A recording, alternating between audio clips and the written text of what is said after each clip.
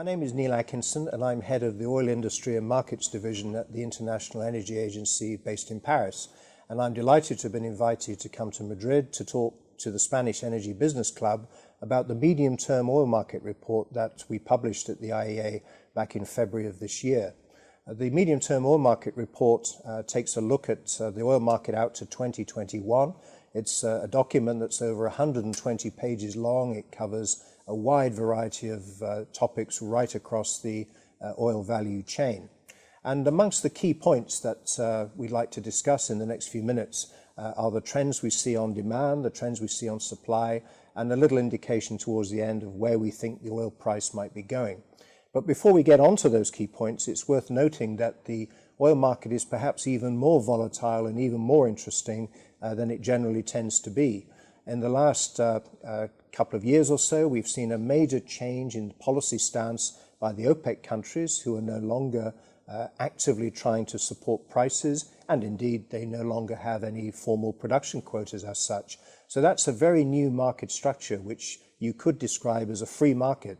One of the, I think, only times in modern times that we've seen a truly free market in oil. But as we try to understand where the market is going over the next 5 years, some of the key themes that have emerged are as follows. As far as demand is concerned, we're expecting a very, very solid, steady and unspectacular rate of demand growth for oil around the world of about 1.2 million barrels per day through to 2021. That's slightly lower in terms of an annual average over the 5-year period than we saw in the preceding 5-year period, but it still represents a fairly solid rate of growth. And we think that in 2018 or 2019, global oil demand will go through the symbolic 100 million barrel a day level. So demand is going to be very, very solid. We'll see continued growth in China, although at lower rates than we've been used to in the last 20 years as the structure of the Chinese economy changes. We're going to see, we believe, faster rates of demand growth from India, which is beginning, we think, a very exciting phase of economic growth in the next decade or so. Elsewhere in the world, solid growth in the OECD countries of Europe and Japan and the United States, but it's mainly the developing countries, principally China and India, but many others also, that are going to provide the main interest as far as demand is concerned. On the supply side, and of course it's been supply and the rise of production from the United States, which has been of main interest in the last couple of years or so. But what we're finally beginning to see is the impact of low oil prices. Prices were as high as $100 a barrel in the middle of 2014, and since that time we've seen them fall gradually to a low of just below $30 a barrel in January 2016. And that gradual fall in prices has finally led to production cuts in some of the higher cost production areas around the world, principally the United States, but in other countries too. And as far as the United States is concerned, having seen its crude oil production increase from 5 million barrels a day in 2008 to 9.5 million barrels a day in 2015, that production is now beginning to slide back. And in 2016, we think that US shale oil production will fall by about 600,000 barrels a day and another 200,000 barrel a day fall in 2017. Elsewhere in the non-OPEC production world, we'll see steady production still from Canada and Brazil, possibly with falls to be seen in places like Russia. As far as the OPEC countries are concerned, Iran is going to be the main area of growth in the next 5 years.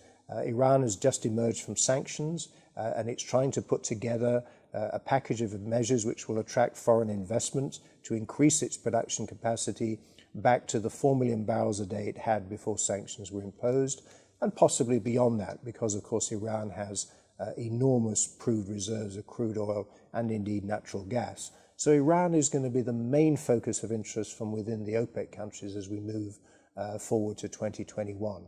In the more immediate term, and of course this will affect the longer term outlook, is the fact that in the last 3 years there's been an enormous surplus of oil supply over oil demand, and stocks have built up to historically high levels. We expect that by the end of 2016, or certainly in the early part of 2017, that the gradual surplus of supply that we've seen will be reduced. So by the end of this year, early part of 2017, the market will come back to balance. And then, depending on the strength of demand and how non-OPEC producers can get back some of their lost production, we should see stocks begin to fall gradually over the 5 years to 2021. What that means for prices is that once balance has been restored to the oil market, and once we begin to see demand exceeding supply again, we should see prices gradually begin to rise. And at the moment, the IEA is looking at a possible price target of about $80 a barrel in 2020. But an awful lot can happen, of course, between now and then, which might make the forecast look very different when reality comes along.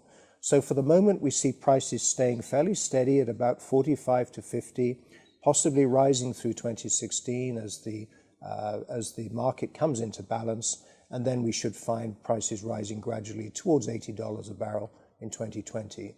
There's a lot more in our report, of course, and as I said, it's over 100 pages long, and you're very welcome to look at it and understand for yourself the issues that we've talked about, and I hope you find it of great interest. Thank you very much.